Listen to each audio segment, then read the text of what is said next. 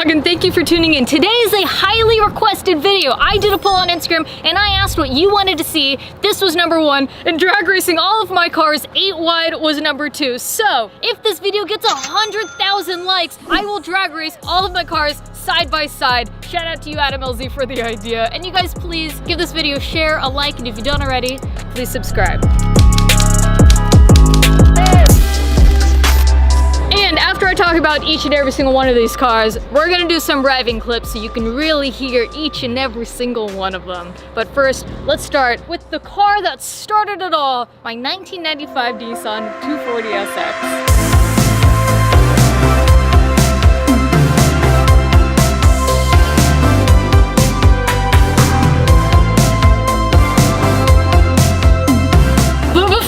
Talking about envy, my Nissan 240SX, I have to give a shout out to my first car, the one that actually got me into cars, and that was my 2005 Infiniti G35 6-speed manual. And that's the car that I started autocrossing on. That's the car that really got me into motorsports. And unfortunately, on the way home from the racetrack one day, I was hit, she was totaled, so she's not with us today. But because of that Infiniti, it made me love Nissans, and that is why I wanted to stick with the Infiniti Nissan family, where I ended up with a Nissan 240SX. But because I was in the Midwest, everyone was all about the American V8s, and that is where I started with a small block Chevy platform. And the 240SX back in the day was coined one of the perfect drift chassis. And of course, when I first purchased this car, she wasn't running right. She had a lot of issues, and it probably took me about a year, even after moving, to get kind of everything situated on her. I ended up driving her across country with no AC in the middle of the summer through a sandstorm with the windows up, and everything I could fit in this car is what I brought with me to where I live now. And she made it. She choked a little bit through Arizona, but she made it.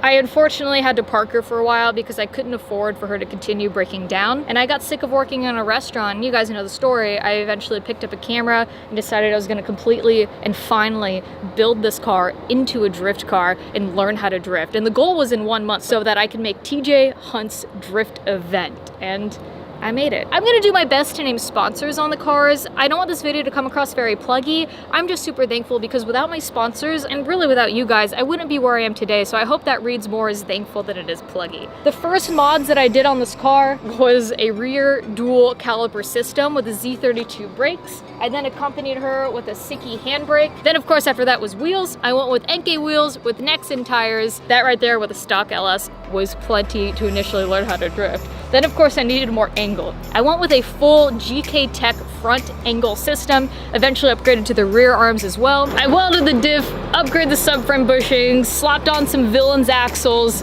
and she has been a perfect car. Eventually we put a cage in the car, upgraded to some Sparco seats with some OMP harnesses, gutted all the sound deadening, and decided to clean up the interior. So I have a full street faction, rear seat delete, door cards, heel plates, everything inside of here. And then I also paint matched it to match the exterior of the car, which is something I was super passionate about doing.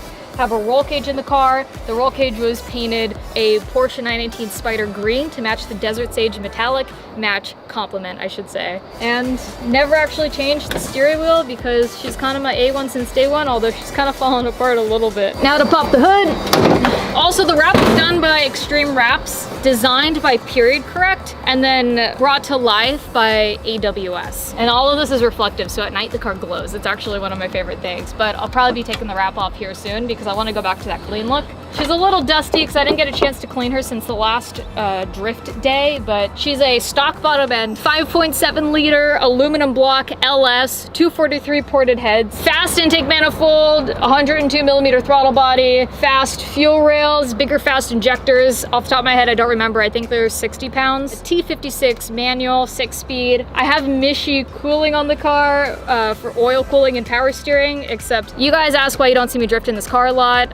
With drag racing and circuit racing, obviously there's a lot going on, and I do want to get this car back out there ASAP. I love drifting. Unfortunately, there's an overheating issue right now. I thought it's because there was a king to fuel line that was maybe causing the engine not to be able to cool down properly, but I don't think that's the case. I'm gonna try replacing the radiator regulator with a two-way next, and if that doesn't work, unfortunately, I think the motor might be hurt. So I've been contemplating swapping the 408 stroker out of Mimi into here, but we'll get to that later. In the meantime, I love this car. Street Faction bash bar, tuned by Turbo Joe, Haltech ECU, wiring specialties harness, D-Shworks fuel pressure regulator, and a custom exhaust that I fabricated myself with the help of Sandy. So I love this car. This is the car that started it all. I remember when I first moved out here, I was working on this in an AutoZone parking lot. She's my ride or die. She's been my A1 since day one. I don't think I could ever sell her, especially with how expensive 240s have gotten over the past few years. Oh, and then one thing, it's actually an Origin wide fender kit. They're 30 mil overs, and it was also painted by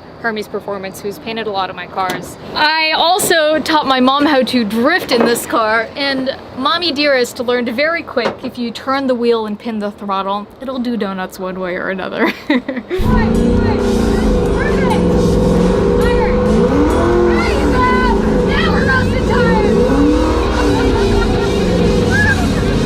A lot of fond memories in this car. OMP full suppression system as well. Here's my steering wheel that I've had on this car since day one. And if I showed you guys the flux in it, you probably would hate me for driving with the steering wheel. You guys know how you can take a sample of your oil and ship it out to a lab and they'll test it and tell you what's going on? Did you know you can also do that with your hormones? If you're a guy who has noticed decreased energy as you age, then low testosterone may be the problem, and you have the opportunity to take control of your health today. Don't skip ahead. I really want to take a moment to thank today's sponsor, Hone. Hone is a comprehensive hormone optimization clinic that helps men get their energy back, focus, libido, and muscle mass by addressing low testosterone. Hone offers at-home biomarker testing, in-depth physician video consults, and FDA-approved medication delivered straight to your door. Did you know that men's testosterone levels have decreased substantially over generations? I mean, our father's generation had testosterone levels that were 25% higher than ours today.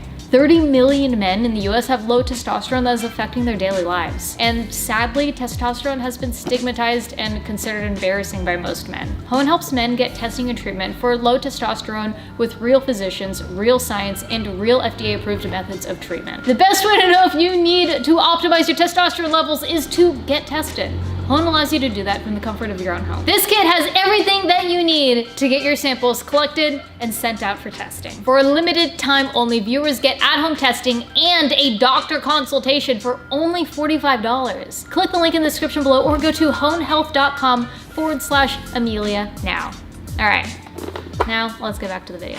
Now, I can't ever forget the people that helped me to get to where I am today. Now that I have my own shop, I don't rent spaces out of other people's garages, but I'm incredibly blessed and incredibly thankful, and I love this car, and I can't wait to go drifting again. So hopefully, once I can figure out the overheating issue, we will be out there soon. But she still sounds really good, so as promised, I think we're ready to rev her. Oh, I also named her Envy because actually N and then V for non-vegetarian because she likes the meat being tires. And then of course Envy turned into the name Envy because green with envy. I promise not all the names are as well thought out as that. But all right, let's start her, let's hear her.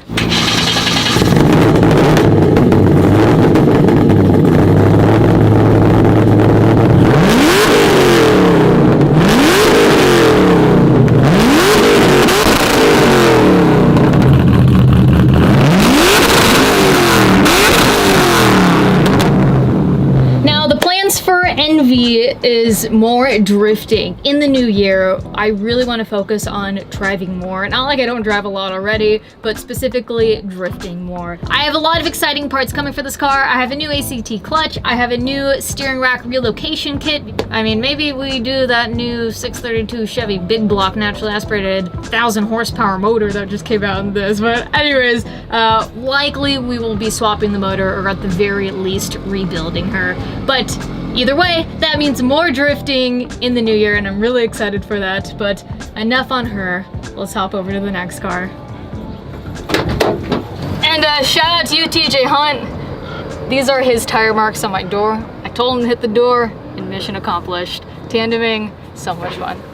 It's actually so cool to be able to film this episode because this is probably the first time in a long time I have had all of my cars together. There would be a car right here, rest in peace Poop Turd, you OGs know, but we did do a heart transplant in order for the legacy to live, and we have her inside of the Impreza, but more on that later. Right now we're gonna talk about my 2007 Toyota Prius. Not a car that you would expect in a lineup of race cars, but she's basically a race car at this point. When I first tried getting this car, it was because the S13 had broken down and I couldn't afford repairs for her. I had Poop Turd, but it's a Subaru, so she kept breaking down. And what I really needed was just a reliable daily so that I can get to and from work and auditions. And it took every ounce of me to buy a Toyota Prius. And when I tried to buy her, I went to the bank and tried to get a $5,000 loan and actually got denied for it.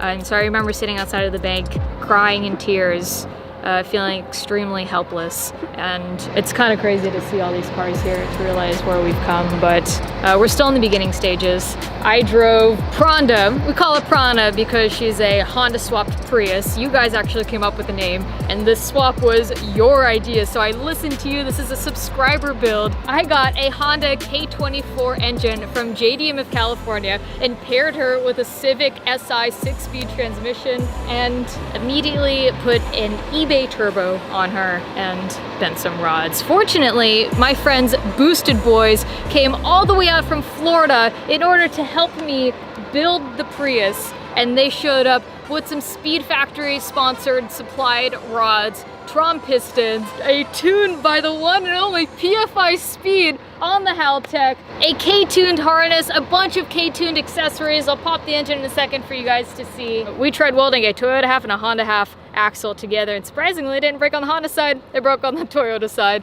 But because of Brent's tune, accompanied with the ACT clutch that we have in this car, those axles didn't last long. And then Drive Shaft Shop came on board and supplied the new axles, which have taken a lot of abuse so far. Also, can't forget, Drag Cartel showed up, the legend himself, with 2 cams for this car and helped assemble everything. So I had such a fun time this time last year assembling everything, and hopefully we'll be taking her to a dealership soon because I have a check engine light that I want the dealership to take a look at. Let me pop the hood real quick. So Mishimoto cooling, we got K-tuned throttle body, K-tuned valve cover, K-tuned fuel rails, K-tuned accessory drive kit, K-tuned harness, K-tuned shifter, K-tuned fuel pressure regulator, K-tuned hooked this car up, and D-Schwartz injectors. The idea of the Pronda was to keep her stock looking. So you can see we have stock wheels and tires, stock suspension, basically blown out shocks, but stock ride height, stock destroyed and beat body. And underneath where the old fuel tank was, we have a fuel cell that we run E85 on. So, plans for Pronda? I don't know, comment below. We'll probably drag race her. I want to do a fun video taking her to the dealership, and if all else fails, I think it might be fun to light this car on fire and have her go out in style. But comment below, let me know what you think. Inside is still relatively stock. There is power steering. Because we removed the hybrid system, the brakes don't work very well because we didn't realize they were hybrid assisted. And a K-tuned shifter. Everything else relatively stock. Ignore the wires down there.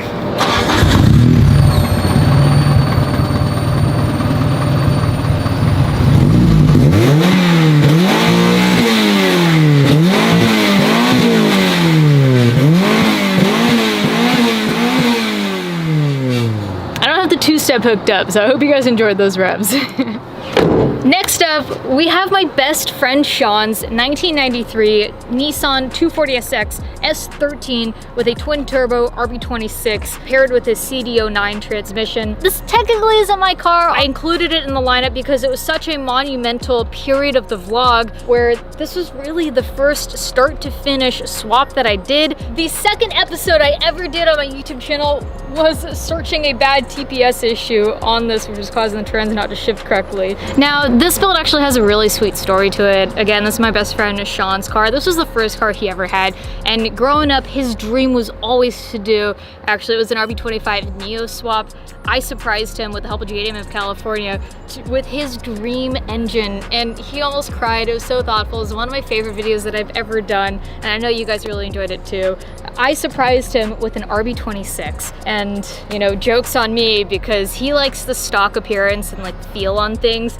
So he wanted to keep the twin turbos on the car. We upgraded them to Turbonetics twin turbos, but having to fabricate a downpipe for those turbos with a steering column going straight through the middle of all the plumbing was kind of a nightmare, but it definitely taught me a lot. These Turbonetic turbos spool so quickly, and you definitely feel a punch when it gets into power. This actually dynoed at about 500 tire, if I remember correctly. Pronda did 300 tire, and Envy, the S14, did about 500 tire as well. We actually lined this up against the Ferrari. I took the Ferrari, but more on that later. This is significantly lighter. On the dyno, we were limited by ignition, so upgraded to the Platinum Racing R35 coils, D-Schwartz 900cc injectors, and there is a Bosch 044 intake fuel pump as well. If I didn't mention it already, it is an ACT 6-puck sprung clutch, Mishimoto cooling, Stancy Pants fancy GIC magic coilovers, and the LMG T4 wheels. They look really dirty.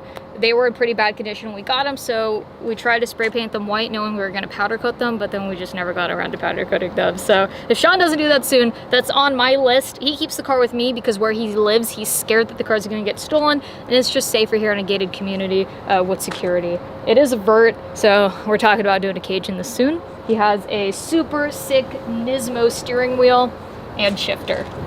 Necks and tires, self-hacked together wiring harness. One of the first things I did on this car too was doing the 5-lug conversion with the Z32 brakes front and rear, and installing a manual shift pedal. This is a GK Tech short shifter. I have GK Tech rear arms on the car, and the ECU is a Haltech 2500 tuned by Turbo Joe. I feel like this car needs race seats, it needs harnesses, it needs a roll bar, it needs a little bit more safety. Sean does drive this car all the time. He rips it and he enjoys it. Hopefully he'll be taking her out to the track whenever I go drifting or racing or whatever so that he can enjoy it more. But just being able to surprise him with the motor and seeing his response to the first start made me so happy. Like, I really just want to surprise my friends with builds and their dream stuff. You saw me surprise Sandy with the Honda Civic. That might not have been a dream car, but it was a car for his family, and also surprising him building his truck. I just love doing that type of stuff. One build I haven't done is a 2J, so I know there's a whole rivalry of RB26 versus 2JZ, so let me know what you guys think. Maybe I'll do one down the line. Maybe I'll put a 2J in the Mustang. But anyways, let's fire up. We also nicknamed the S13 Cash Money. I don't remember why. I think just because she ate a lot of money at the time. All right, let's start her.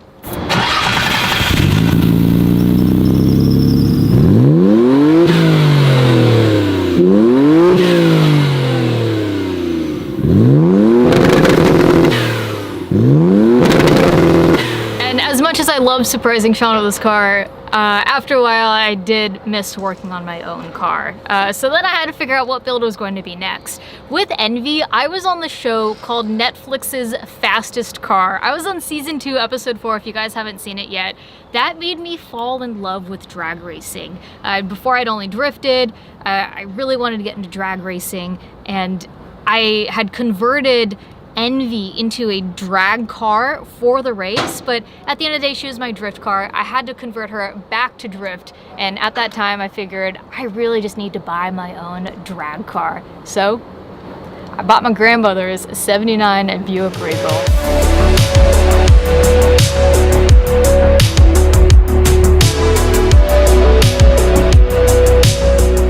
Obviously, there is no need to pop a hood on this car. This is the most send-it build that we've ever done. This was once a 6-liter iron block, but it is now a Texas Speed 408 stroker assembled and machined by Millennium Motorsports. T56 manual transmission and RHS LS3 heads. One of my favorite things about this build is the fact that she revs to 8,000 RPM and probably higher if we would let her.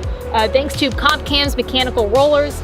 We have Comp Cam's big ol' nasty cam. We have billet rockers on her. Massive 65, 66 twin turbos dumped out the hood. All the tubing was supplied by Motion Raceworks. They even supplied us with these valve cover breathers that work perfectly with these comp cam billet valve covers. And Motion Raceworks icebox. We're running air to water on this car. There is a massive air to water Turbonetics intercooler in the very front of it. Definitely blocking the radiator, but on quarter mile, not too worried about that. D-Schwarks 1000cc injectors, we're running on the 85, fast fuel rails, D-Schwarks fuel pressure regulator, and I think we dynoed around 8,900 tire. I don't fully remember because I just remember being disappointed that we didn't hit the 1,000 horsepower number that we were shooting for. The motor's good for about 1,300. We're also running a Holley accessory drive kit, Holley boost control solenoid, and Holley engine management on the car. Full QA1 drag suspension, a quick performance 9-inch rear end, Willwood brakes all the way around, Weld wheels with a backyard beadlock kit on the rear,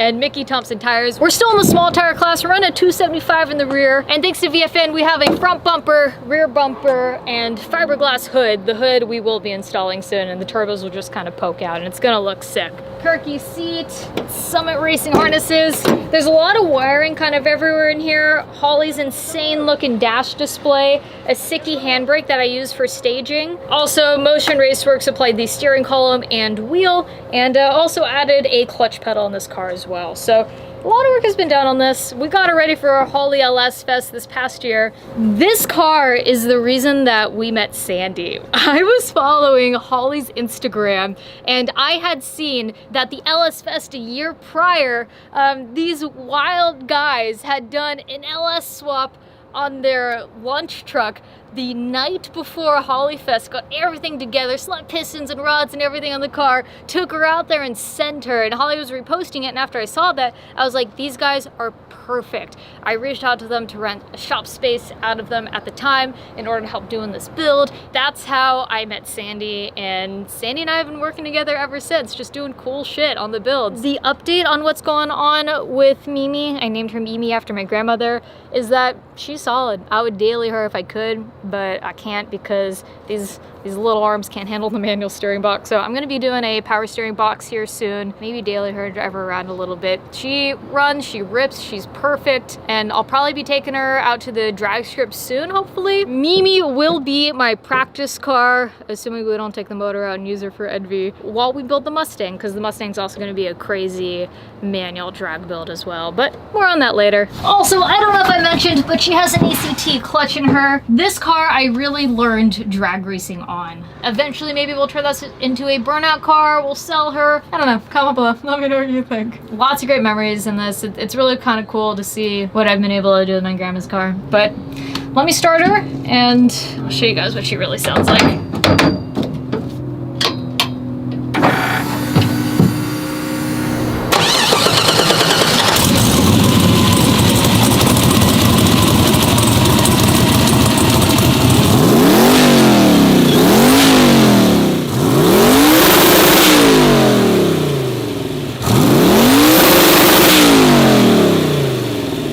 One of my most fond memories of Sandy was my first impression of Sandy, and that was him leaning over Mimi with a beer in his hand, a cigarette in his mouth, just tuning the carburetor. We're gonna get the car running right, and in no time Sandy did it. Sandy is a wizard. I call him the horsepower whisperer, and it's been a great time ever since, just building cars. When Poop Turd died, may she rest in peace, because Alex Choi money shifted her on a top speed run. That engine was actually shipped straight from Japan. It was a version 7 EJ207 STI engine that was stock at the time. It came with forged internals from Japan originally, and then those didn't last long. Thank you, Alex, if you're watching this, but we took the heart, we took the motor out of Poop Turd and completely built her, and that is what we're actually running inside of my 2000 Impreza. This is a dream car. I have always wanted an Impreza build, and I love this because it has my dream engine, dream everything, and I can't wait to start driving her. We've named her Tomato. No, I hope she never becomes the Flying Tomato, but Tomato, when I first bought her, it was a clean title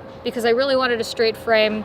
Come to find out that there was actually some damage on the car that the previous owner never reported, so that kind of sucked to find out, but we got all that fixed out. The body is really damaged. I didn't really care so much about that. Literally driving the car with the owner passenger with me, it got rod knock on the original engine. I bought the car anyways. I could tell the kid needed money and I just wanted the chassis to build it anyways. So I paid full price, didn't try nickel and dime him, and we ended up just blowing it to the moon with a nitrous bottle anyways. This is a 22B style 6 overcrest wide body. I always loved the rally look. Painted in a Porsche GT3 RS Lava Orange. NK super wide, 18 by 10 squared, all the way around wheels with the Nexen Sticky Surf 4 tires. There is a little bit of a rubbing happening predominantly in the rear, so I got to figure out what I'm going to do. I might just camber in the wheels a little bit or do a little bit of cutting or something. We'll figure it out. This car was my first time ever cutting and installing fenders. I cut the fenders and painted the whole car alongside Lewis over at Herbie's Performance.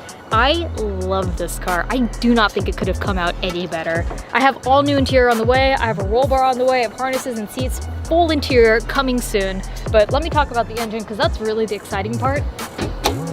This is everything I could ever want in a Subaru. This is my dream Subaru. It's got a built EJ207 from JDM in California, shipped from Japan with an STI 6-speed transmission. It's built with Supertech pistons, valve train, BC rods, machined by Millennium, and I was there to assemble it with him, which was super exciting. I do want to paint the intake manifold on her because she looks a little crusty, but aside from that, still kept the top mount intercooler, might do front mount in the future, Mishimoto cooling, I-wire harness and DCCD controller. What I love about this Subaru is that it's basically 2007 STI. It has an STI trans, STI diff, STI arms, knuckles, brakes, everything from the unibody down. And if that weren't enough, I paired her with Feel coilovers to really take the handling up a whole nother level. Now, one of the coolest things about my Subaru is the fact that she is bar certified. Look at that right there, bar certification. I don't know what kind of horsepower she could put down yet because we haven't tuned her. Hopefully, once I get the interior and the roll bar installed, we will be taking her to the dyno where we can actually see what kind of numbers we'll be putting out. I'm hoping a conservative 350. I'm not asking for a lot. It's a lightweight car. So, and I also want it to be reliable. We have the stock VF30 turbo on her, a nice sounding exhaust, and I just want a reliable daily. I just need to drive the Subaru for a little bit and then we can turn up the boost. All right, let's hear her. I'm not gonna rev Tomato too much because she doesn't have a tune. Probably fine, but I don't want to risk anything.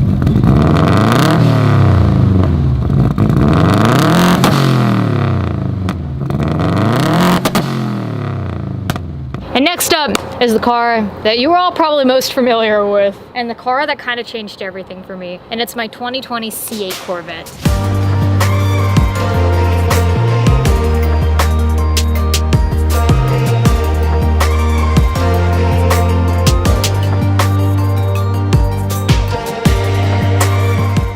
I bought this car as a customer 2 years ago. I paid full price for it. It wasn't sponsored whatsoever. I flew to Kentucky to go pick this car up, and I recall very vividly saying that I was going to leave it stock. And then from there, on the drive home, stopped in Texas at Pite's Performance's shop, where it didn't last long not modding her until we hooked her up with a bottle of nitrous and took her to the drag strip, and I fell in love with trying to just make her go faster and faster. That when I was heading home from Texas, when the world was kind of shutting down, all I could think about is what we could do next. What now?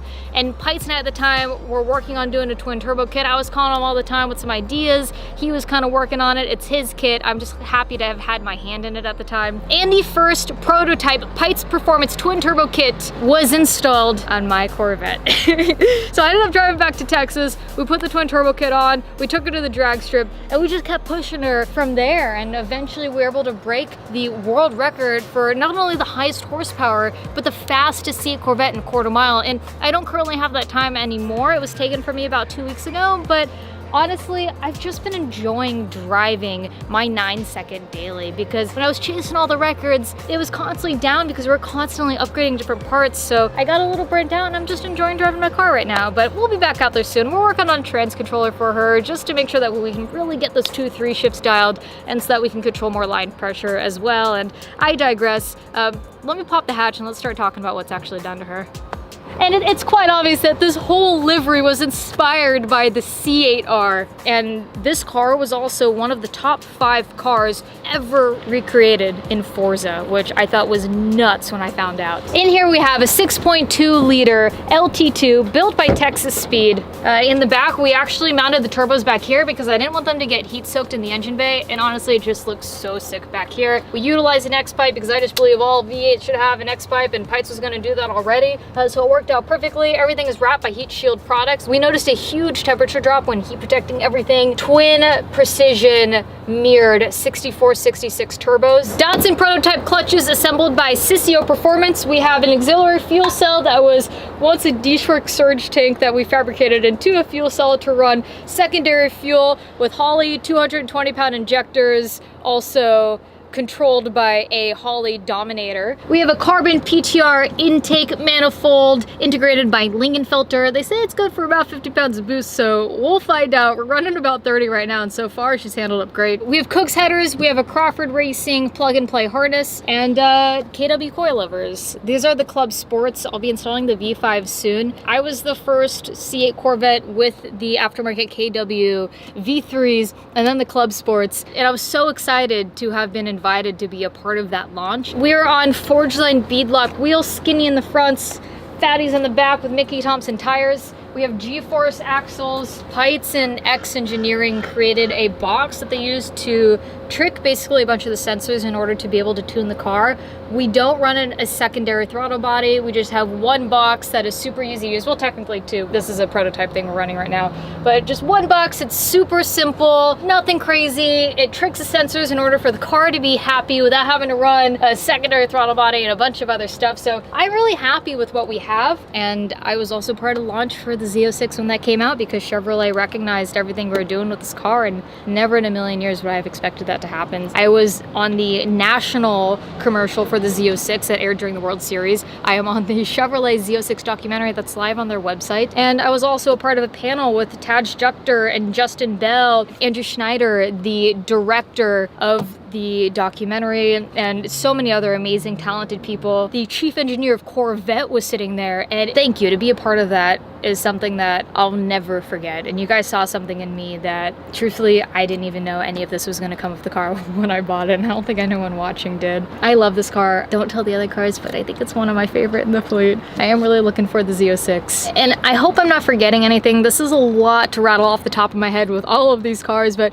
you guys go back and watch some of the old episodes. Everything is all detailed in those episodes, and you kind of see the progression of where we started to where we are today. And we dynoed her at a little over 1200 to the tires, so about 1500 crank. 1200. That was 22 pounds of boost. Was it? I love this car. I have so many memories with this car in just the 2 years of ownership. And her name is Phoenix because she caught on fire and rose from the ashes. She caught on fire at a road racing event over at Button Willow. One of the oil return lines chafed on the bumper and unfortunately burst open when I hit a curbstone, and I was on fire for a full lap before they flagged me to pull over, and my small fire extinguisher wasn't enough to put the fire out, and Dan from Hoonigan pulled his Miata over on the side of the racetrack, grabbed a dry chemical fire extinguisher, ran over to my car and put the fire out. And Dan, I am so forever grateful for you for doing that. The damage wasn't as bad as we were expecting it to be. More lines were burnt than we were hoping, but honestly it could have been so much worse. But she rose from the ashes, took the world record at the time, and that's why we named her Phoenix. This car was also the reason that I got the billboard on Sunset Boulevard with Motul Oils. And I had been running Motul in all my cars previously, and this was the first major deal that I had signed with an aftermarket company, which was huge. You know, right now I'm enjoying the car. We'll probably go out there soon to try to take that record back. It's only a matter of time. In the meantime, maybe we should talk about the other car we're going to be trying to set our own personal records with. I'm talking about the Mustang. But first, I'll take any excuse to start Phoenix and to rev her, so let's fire her up. I love that this car still has the new Corvette to it. All right.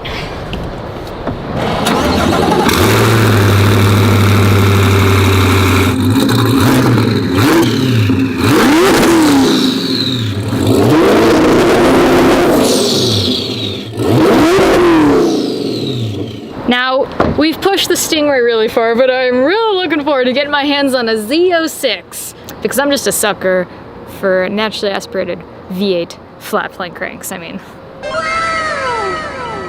So this is my Mustang, my S550 Mustang, also known as Trader, because I feel like a traitor whenever I drive her. I have always wanted to do a Coyote build. This is a 5-liter Coyote, so I'm really curious to see how far I can push this chassis and what exactly I can do. Sandy's a big Ford guy. I thought I'd give it a chance. It's got a 6-speed manual that will probably be ripping out anyways. Right now I am sourcing a motor and forced induction. We have a really sick transmission that I will be unveiling to you soon by Tick Performance.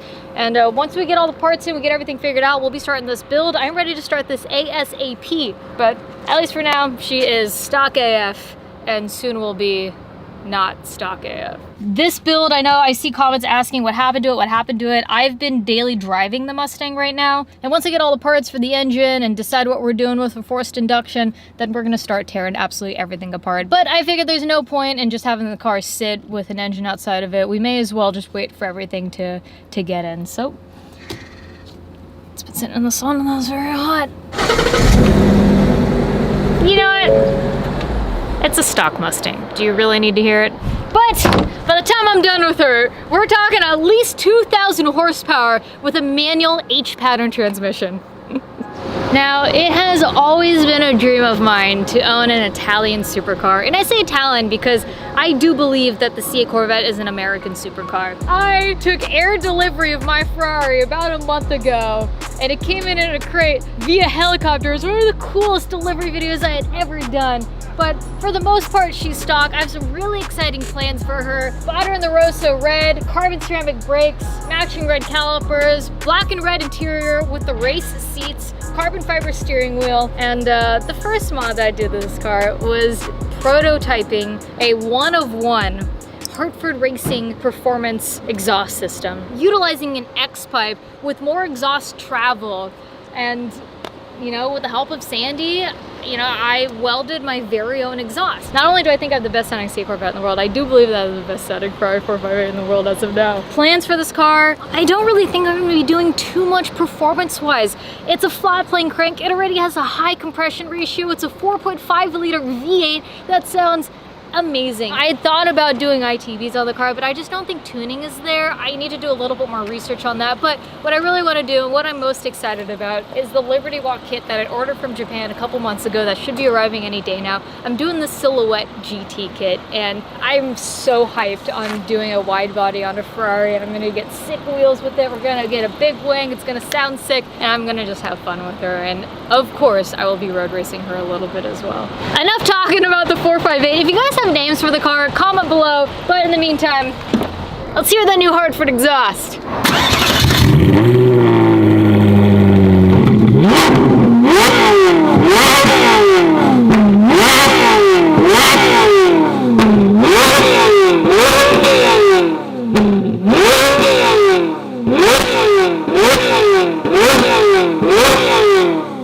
The cool thing about all this is that I feel like most of these cars have a purpose. You know, this is gonna be the super sick wide body Italian supercar. We're gonna have the American manual drag car. We have the Corvette C8, one of the fastest of its kind. I have a rally Subaru that's also gonna be streetable. I have a drag 79 Buick Regal, that muscle car feel.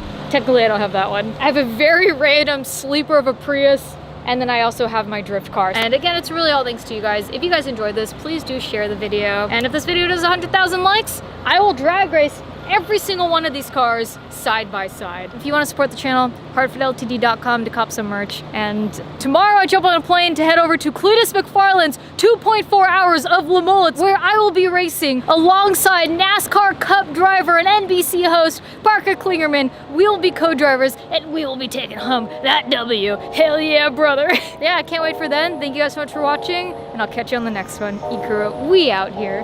Bye. It's a stock Mustang. Do you really need to hear it? I mean, you hear it enough on the streets.